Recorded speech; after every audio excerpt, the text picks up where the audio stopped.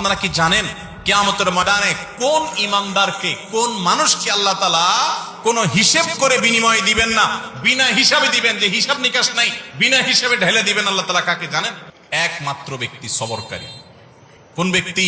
যে অসুখে সবর করেছে, বিপদ আপদে সবর করেছে, মানুষের কটুকতায় সবর করেছে, অসুখ বিসুখে সবর করেছে, মুসিবতে সবর করেছে, ধৈর্যের পাহাড় হয়েছে, ধৈর্য ধারণ করেছে, সবর করে ঢোক গিলেছে, সবর করে নিজেকে নিয়ন্ত্রণ করেছে, কোনো কষ্টে হাহুতাশ করে নাই, নাশকরি করে নাই, আল্লাহর কুফরি করে নাই, গালিগালাজ করে নাই, মুখ খারাপ করে নাই, ভাঙচুর করে নাই, নিজেকে নিয়ন্ত্রণ করতে পারছে, ধৈর্য ধারণ করতে পারছে, ধৈর্যের ঢোক গিলতে পারছে যে ব্যক্তি, এই ব্যক্তি সম্পর্কে আল্লাহ বলেছেন ইন্নামা ইউওয়াফাস সাবিরুনা আজরাহুম বিগাইরি হিসাব।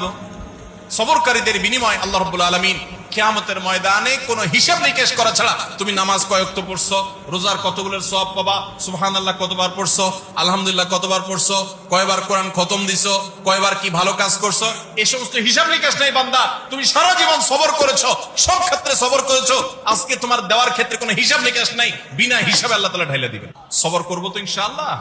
সবর যখন মানুষ করে, একটা সময় আল্লাহ তাআলা ফল দেন। ভাইরা আমার, পৃথিবীতে একটি মানুষ, ভালো করে শুনে রাখেন, পৃথিবীতে একটি মানুষ দেখাতে পারবেন না যে সবর করে সে ক্ষতিগ্রস্ত হয়েছে। আপনি বলবেন দুনিয়াতে সে বহুত সবর করছে, যতই সবর করছে মানুষ তার উপর আরো চাপায়া পড়ছে।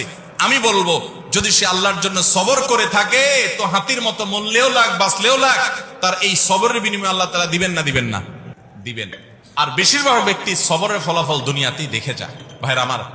আর যে সবর করে না, আপনার ধরেন একটা অসুখ বিসুখ হয়েছে, আপনি এখন গালিগালাজ করলেন, হ্যাঁ, আপনার একটা বিপদ হয়েছে, আপনি আল্লাহকে, ফেরেশতাদেরকে, আশপাশে মানুষদেরকে গালিগালাজ করলেন, মুখ খারাপ করলেন, ভাঙচুর করলেন, তাতে কি আপনার বিপদটা দূর হয়ে যাবে?